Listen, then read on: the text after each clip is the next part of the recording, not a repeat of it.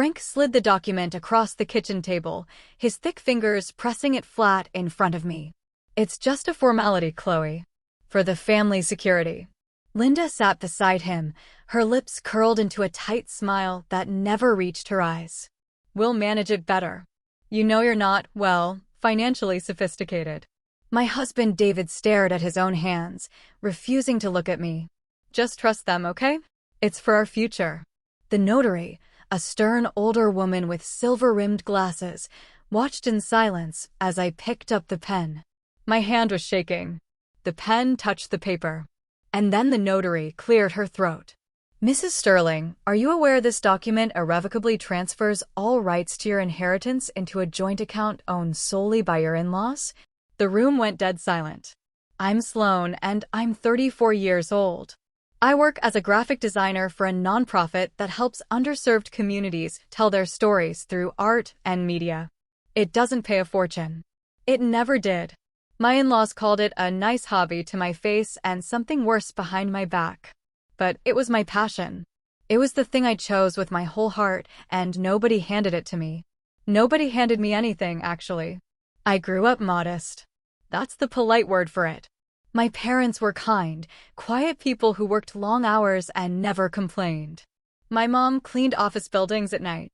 My dad drove a delivery truck for 30 years. They didn't talk about money because there was never enough of it to talk about. But they taught me something that money can't buy. They taught me to pay attention, to keep records, to never assume someone's kindness doesn't come with a price tag. My dad passed away 2 years ago. Pancreatic cancer. It moved fast, the way that kind of cancer does. 1 month he was driving his truck. 3 months later he was gone. He left behind a small life insurance policy and our family home, a 2-bedroom house with a leaky roof and a garden he'd tended every single morning before work. The sale of the house and the insurance payout came to just over $250,000. It wasn't generational wealth. It wasn't empire money. But to me, it was everything my father had ever worked for, distilled into a single number. It was his entire life's effort, sitting in an account with my name on it. My husband David came from a different world. The Sterlings were old money adjacent. They didn't have the kind of wealth they pretended to have, but they had the attitude. They had the country club membership, the monogrammed napkins, the long dining table where they discussed legacy like it was a religion. Frank Sterling ran a mid-size real estate investment firm. Linda chaired charity galas and spoke about philanthropy the way some people talk about the weather, casually, loudly, and without much depth. When David brought me home for the first time, Linda looked at my thrift store dress and my chipped nail polish and said, "Oh, how refreshing." David's always had a soft spot for creative types. That was 11 years ago. In the decade that followed, I was never allowed to forget that I didn't come from their stock. The word stock was Linda's. She used it at Thanksgiving once, describing the family bloodline like we were racehorses. I smiled and passed the cranberry sauce and said nothing. That was my role. The quiet one. The artsy one. The one who married up and should be grateful for it. But I had a dream. A real one. I wanted to use part of my father's inheritance as a down payment on a home for me and David, a place that was ours, not a rental we could barely afford. And I wanted to use the rest to start my own small design studio, a real business, not a hobby. I had a business plan. I had sketches.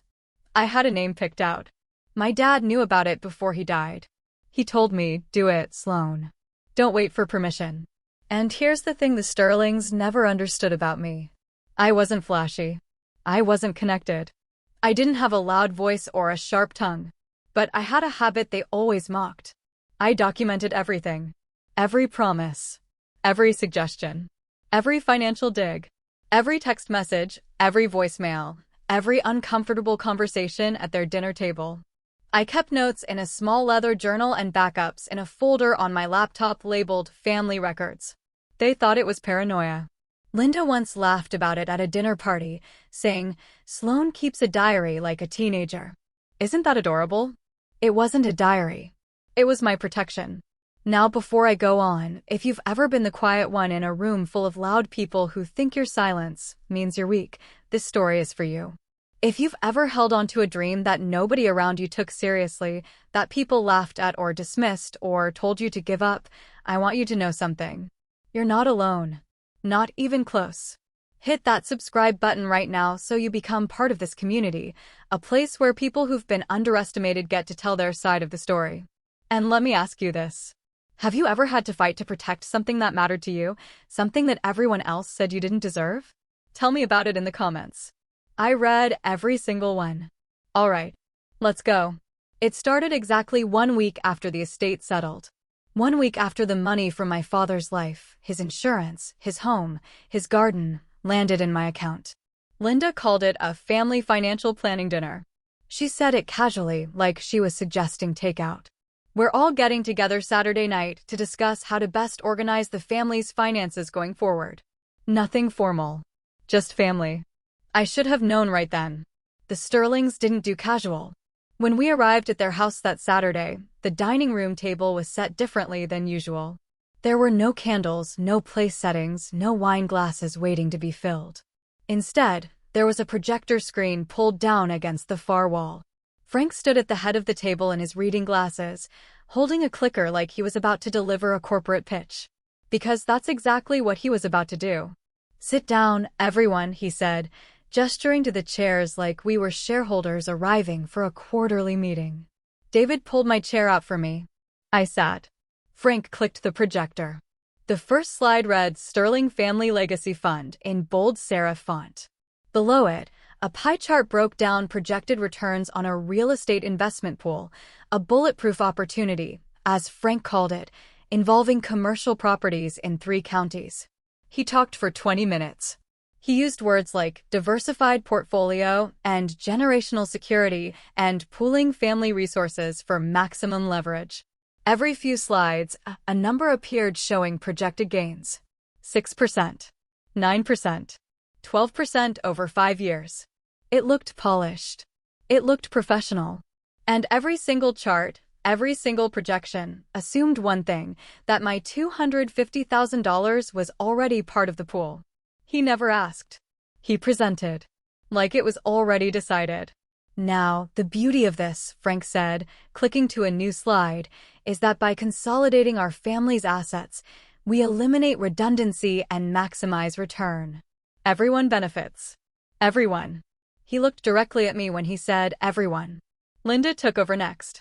She stood up from her chair and walked around the table slowly, the way she does when she's about to say something she's rehearsed.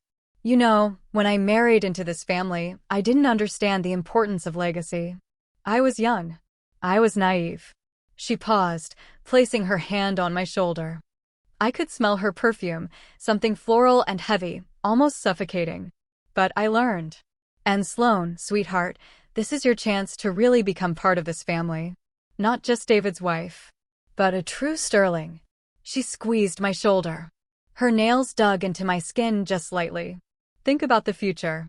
Think about grandchildren. Don't you want them to have every advantage?" I sat there, feeling the weight of her hand and the weight of every eye in the room. David, Frank, Linda. All of them watching. Waiting.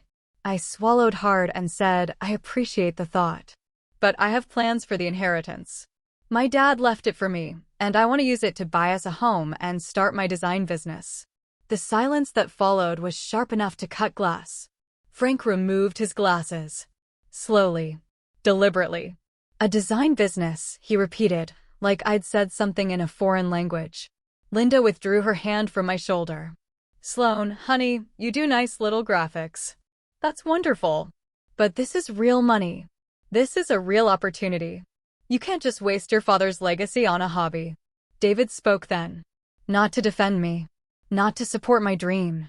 He turned to me with this pinched expression and said, "Sloan, don't be selfish. They're trying to help us. This is about our future, not just yours." Selfish. That word from my husband hit harder than anything Frank or Linda had said.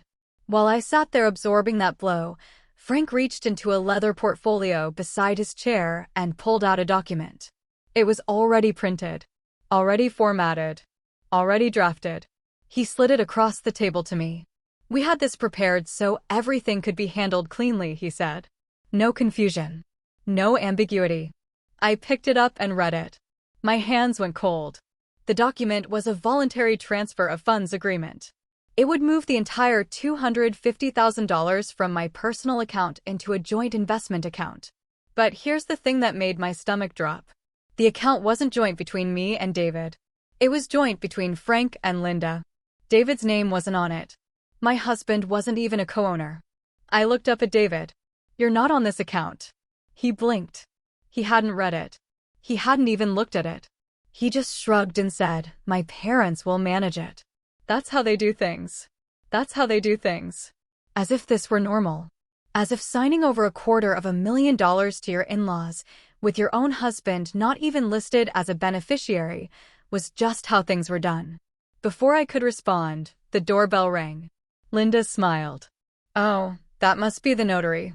We arranged one as a courtesy so you wouldn't have to go through the trouble later." A courtesy. They had hired a notary to come to their home on this specific evening to witness me sign away my entire inheritance. They had planned this. Every slide, every speech, every squeeze on my shoulder. They had choreographed the whole evening, and I was supposed to play my part and hand over the pen. The notary was a woman named Eleanor Voss. She was probably in her late 60s, with gray hair pulled into a neat bun and reading glasses hanging from a chain around her neck. She entered the dining room, shook everyone's hand, and sat down at the corner of the table with her stamp and her seal. Frank gestured to me. "Whenever you're ready, Chloe." He called me Chloe. He had always called me Chloe. My name is Sloane. In 11 years, he had never once gotten it right, and I had stopped correcting him. I picked up the pen. My hand trembled. Eleanor watched. And that's when she asked the question that split the evening wide open. "Mrs. Sterling, are you aware this document irrevocably transfers all rights to your inheritance into a joint account owned solely by your in-laws?" Frank's face went rigid. Linda's smile vanished. David looked at me, then at his parents, then back at me, like a child who just realized the adults were fighting. I put the pen down. "No," I said quietly. "I'm not signing this." Frank leaned forward. "Sloane, you're making a mistake." "My name is Sloane," I said. "And I'm not signing." I stood up, pushed my chair back, and walked out of the dining room. Behind me, I heard Linda hiss at David, "Fix this." He didn't follow me. The punishment started immediately. Not with shouting. Not with threats. The Sterlings didn't operate that way. They operated with exclusion, with pointed silences, with surgical cuts designed to make you feel like you were the problem. The first cut came 10 days later. Every July, the Sterling family held a reunion at their country club. It was a weekend affair, catered, with golf and cocktails and a group photo that went out in the family's annual newsletter. Every year since David and I married, I had been there. Awkwardly, uncomfortably, but there. This year, I wasn't invited. I found out when David started packing a bag on a Thursday evening. "Where are you going?" I asked. "The reunion. Mom said they're doing it this weekend." He didn't look at me. He folded a polo shirt and placed it neatly in his suitcase. "She didn't mention it to me," I said. He zipped the bag. "She said it's family only this year. Smaller guest list. Family only." I was his wife. We'd been married 11 years. I watched him carry his suitcase to the car. He didn't kiss me goodbye. He didn't say when he'd be back. He just left. The photos showed up on social media 2 days later. There was David, standing in the group shot, sunburned and smiling. And next to him, her arm looped casually through his, was Meredith Ashford. Meredith was the daughter of Frank's business partner. She was 30, polished, blonde, and everything the Sterlings wished I was. She appeared in 7 photos from that weekend. In 3 of them, she was standing closer to my husband than I had in months. The comments under the photos were full of heart emojis and exclamation points from family members. Not a single person mentioned my absence. Not one. The second cut came at a wedding in September. David's cousin was getting married, and I was, technically, still invited to that one. I wore a navy blue dress I'd found on sale. I did my own hair. When we arrived, Linda was already holding court at the family table, her champagne glass catching the light. She didn't greet me. During the reception, Linda stood up to give a toast. She held her glass high and looked out at the gathered guests. "Family is everything," she began. "It's the foundation of who we are. And true family isn't just about blood or marriage certificates. It's about loyalty. It's about sacrifice. It's about knowing who truly belongs." She paused. Her eyes drifted across the room. "They found me. They lingered. Some people," she continued, "never really become part of the family. They sit at the table, but they never learn how to contribute." There was a low murmur of laughter. A few people glanced in my direction. David, seated beside me, stared at his plate. He said nothing. I felt the heat rise in my face. The sound of the room seemed to collapse into a single, ringing frequency, like someone had struck a tuning fork against my skull. I excused myself. I walked to the bathroom. I locked the door and gripped the edge of the sink and stared at my reflection under the fluorescent light. My mascara hadn't smudged. My hair was still neat. I looked fine on the outside. On the inside, something was fracturing, slowly, quietly, the way ice cracks on a lake before it gives way entirely. I washed my hands. I dried them. I went back to the table and sat down and smiled like nothing had happened. But everything had happened. The third cut was the deepest, and it was financial. Frank owned a real estate investment firm, and David worked for him. Not in a high-ranking position, but as a salaried project coordinator. It was steady income. It was how we paid rent. 2 weeks after the wedding toast, David came home and sat on the edge of the bed and told me his father had restructured the company. His position had been consolidated. His salary was gone. Just like that. "He says it's temporary," David told me, rubbing his face with both hands. "He says once the market stabilizes, he'll bring me back." But the look in David's eyes told me something else. This wasn't about the market. This was about me. About the $250,000 I hadn't handed over. Frank had cut off David's income to apply pressure. And it worked, just not the way they expected. It didn't break me. It turned David against me. "If you had just signed the papers," he said one night, his voice low and bitter, "none of this would be happening." "Your father fired you to punish me," I replied. "No. My father is trying to build something. And you're too stubborn to see it." We stopped talking after that. Not formally. Not with a declaration. We just stopped. The apartment filled with a heavy, exhausting silence, the kind that sits in your chest like a stone. I took on freelance design work. Every job I could find. Logos for small businesses. Menus for restaurants. Flyers for church events. I worked 16-hour days at the kitchen table, my laptop propped on a stack of books, the sound of my own typing the only thing breaking the silence. I was exhausted. My eyes burned. My shoulders ached. But every invoice I sent, every payment that hit my account, was proof that I could survive without them. I wasn't drowning. I was learning to swim in rougher water. And somewhere in the back of my mind, a plan was forming. Not a plan for revenge. A plan for freedom. Here's what the Sterlings didn't know. The notary, Eleanor Voss, wasn't just a notary. She was a retired paralegal who had spent 26 years specializing in cases involving financial coercion and elder abuse. She had seen documents like the one Frank slid across that table more times than she could count. And she had chosen, very deliberately, to ask that question. After the dinner, Eleanor contacted me. She left a voicemail on my phone, professional and calm. "Mrs. Sterling, this is Eleanor Voss. I'd like to speak with you at your convenience about the document I was asked to notarize. There are some things you should be aware of." I called her back the next morning. We met at a coffee shop near my apartment. She ordered black tea. I ordered nothing because my stomach was too knotted to eat or drink. Eleanor was direct. "That document was designed to separate you from your assets under the appearance of a voluntary family agreement," she told me. "I've seen this pattern before.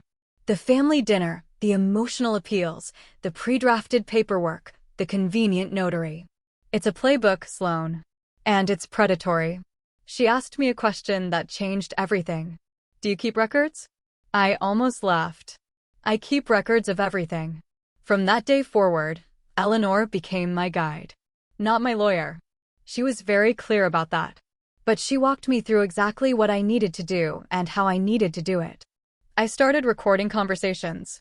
In our state, single-party consent was the law, meaning I could legally record any conversation I was part of without informing the other person. I recorded David when he blamed me. I recorded Linda when she called to deliver her latest passive-aggressive lecture about family loyalty. I recorded Frank when he phoned the apartment and told David, loud enough for me to hear, she'll come around once she realizes she has no other option. I saved every text message, every email, every voicemail. I screenshotted social media posts. I kept a detailed timeline in my journal, cross-referenced with dates and names and exact quotes. And then I discovered something my father had done.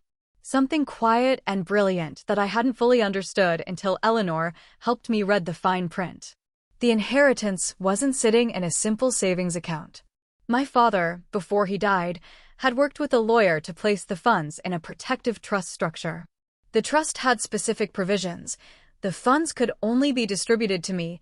They could not be transferred to a third party without the approval of the trust's independent administrator, and any attempt to coerce the beneficiary into releasing funds would trigger an automatic legal review. My dad had built a wall around that money. A wall I didn't even know was there. He had done it because he knew. He knew about the Sterlings. He knew how they looked at me. He knew what they might try. He never told me because he didn't want to worry me. He just quietly, without fanfare, made sure his life's work was protected from the people who would take it. I sat in Eleanor's car after learning this, and I cried. Not out of sadness. Out of gratitude. Out of the staggering, humbling realization that my father was still protecting me, even from the other side of the grave. While the Sterlings thought I was drowning in freelance work, living in a shrinking apartment with a husband who barely spoke to me, I was building a fortress of facts. What they called a paranoid habit was about to become their blueprint for downfall. Eleanor knew someone. Of course she did. 26 years in family law doesn't just give you expertise. It gives you a network. His name was Arthur Clemens. He was 71 years old, a semi-retired attorney who had once served as the Sterling family's personal lawyer. He had handled Frank's business filings, Linda's charitable trusts, and several property transactions over a 15-year period. He had resigned from their service 8 years ago. When I asked why, Arthur leaned back in his leather chair and said, because Frank Sterling asked me to help him do something I wasn't willing to do. He didn't elaborate right away. He studied me first, the way lawyers do, measuring whether you're worth the risk. Then he said, Frank has a pattern. He identifies assets held by people he considers weak. Family members, business partners, spouses. And he engineers situations where those assets are voluntarily transferred to entities he controls. The key word is voluntarily. It's designed to look clean on paper. He told me about Frank's sister-in-law, who had signed over her share of a family property after a similar dinner presentation. She never saw the money again. He told me about a former business partner who had been pressured into a buyout that undervalued his stake by nearly 40%. The document they put in front of you, Arthur said, tapping his desk with one finger, is consistent with every other maneuver I watched Frank execute. Except this time, he miscalculated. He assumed you'd fold. Arthur agreed to provide a sworn affidavit detailing Frank's history of financial manipulation. It was a significant risk for him. The Sterlings still had social power in the community. But Arthur had a conscience and, apparently, a grudge that had been simmering for 8 years. With Arthur's support and Eleanor's guidance, I secured my own attorney. Her name was Diane Roth, a litigator who specialized in cases involving coercion and financial abuse within families. She was sharp, direct, and didn't waste words. She reviewed my evidence, Arthur's affidavit, and the trust documents. Then she drafted a formal legal letter and sent it to Frank Sterling via certified mail. The letter outlined the evidence of coercion, cited the protective trust provisions, and demanded a formal cease and desist of all financial pressure and interference. The Sterling's response was exactly what you'd expect. Frank called David. David called me. My dad says you've lost your mind, he said, his voice shaking. He says his lawyers will bury you. He's talking about a defamation countersuit. Linda left a voicemail on my phone that evening. Her voice was calm, almost amused. Sloan, dear, I don't know what little lawyer you found, but Frank spoke to our attorney, and he assures us this is laughable. You'll come crawling back. You always do. They were so confident. So absolutely certain that the quiet girl with the thrift store dresses and the graphic design hobby couldn't possibly pose a real threat. A mediation date was set for 6 weeks out. The battlefield was chosen. And for the first time in this entire ordeal, I wasn't afraid. I was ready. The mediation took place in the conference room at Diane Roth's law office. It was a plain room. Beige walls. A long rectangular table. A pitcher of water that no one touched. The overhead lights hummed with that faint electrical buzz that gets inside your head if you sit there long enough. The Sterlings arrived first. Frank walked in wearing his best suit, the charcoal one with the silver tie, like he was attending a board meeting. Linda was beside him in a cream blazer, her posture immaculate, her expression fixed in that permanent half-smile that suggested she was already thinking about where to have lunch afterwards. Their attorney, a man named Gerald Pace, carried a single leather folder and shook hands with the mediator with the loose confidence of someone who expected to be home by noon. David came in last. He looked terrible. His eyes were red-rimmed. His shirt was wrinkled. He sat at the far end of the table, away from his parents, away from me, like a man who had already realized he was on the wrong side of history but couldn't figure out how to cross the line.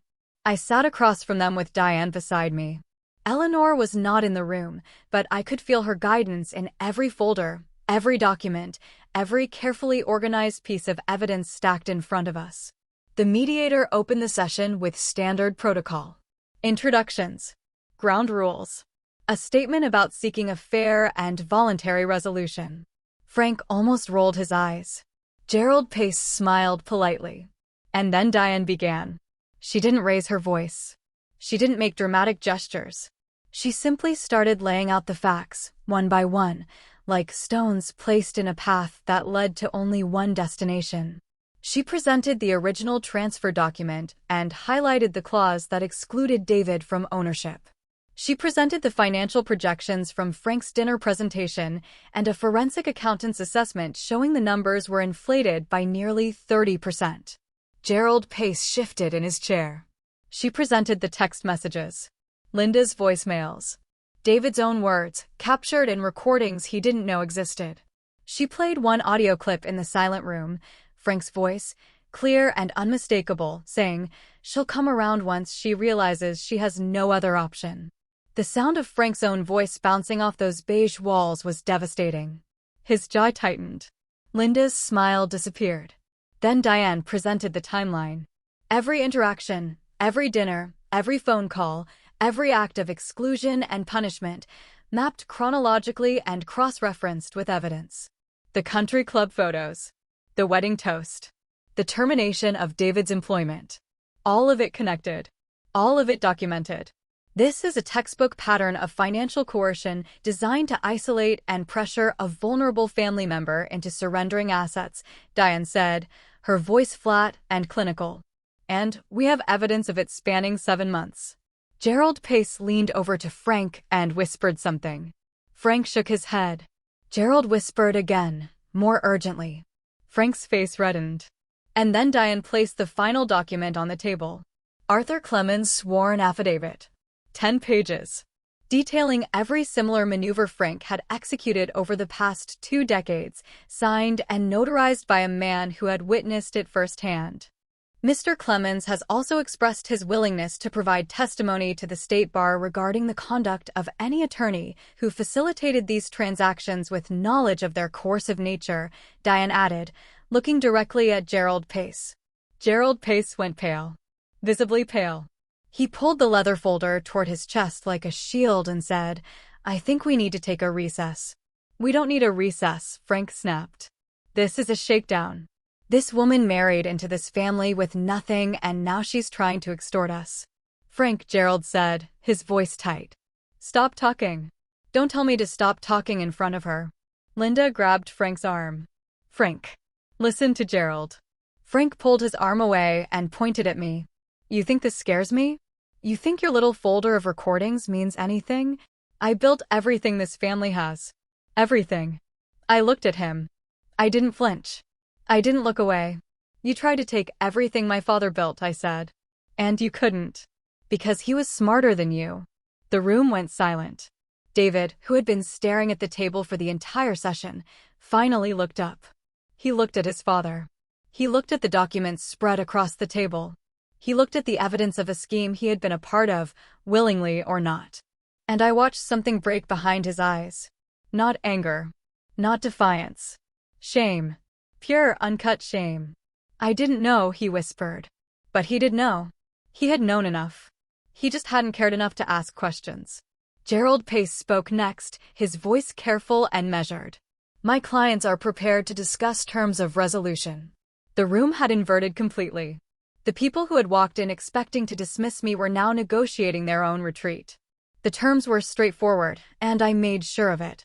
The Sterlings would sign a legally binding agreement committing to no further contact, no further financial pressure, and a full retraction of any threats made against me, written or verbal. They would pay my legal fees in full. Every dollar I'd spent on Diane, on the forensic accountant, on the filing costs. All of it. I did not ask for their money. I didn't want a single cent from the Sterling family. I wanted them out of my life, and I wanted them to know, in writing, that they had lost. Frank signed the agreement with his jaw clenched so tight I could hear his teeth grinding from across the table.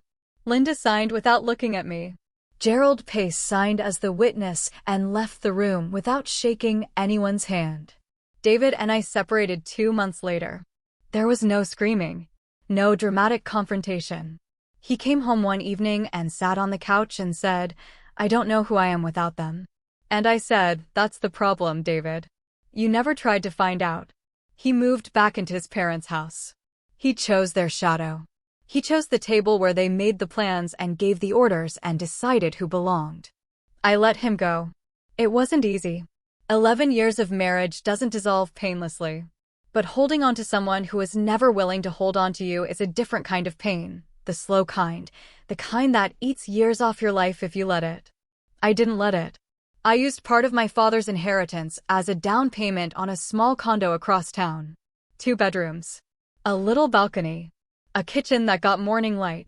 The first morning I woke up there, I made coffee and stood on the balcony in bare feet and listened to the birds and felt something I hadn't felt in years.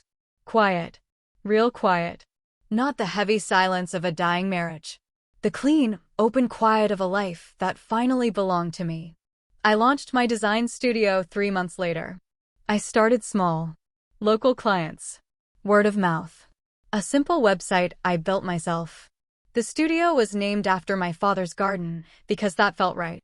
That felt like honoring the man who had planted seeds he knew he would never see bloom. I think about him every day. I think about the trust he set up. The wall he built. The question he never asked me because he already knew the answer. He knew I was strong enough. He just made sure I had the tools. Walking away from the Sterlings wasn't my defeat. It was my victory. Not the loud, dramatic kind. The quiet kind. The kind where you leave with your dignity and your own plan and your father's name still meaning exactly what it was always supposed to mean. If this story resonated with you, I want to talk directly to anyone who has experienced financial betrayal within their own family. This isn't a rare thing. It happens more than people think. A parent who pressures you to co-sign a loan. A sibling who guilts you into handing over your savings. In-laws who treat your earnings like communal property because they don't respect you enough to consider it yours. It's manipulation. And when it comes from people who are supposed to love you, it cuts deeper than any business deal gone wrong because it carries the weight of trust.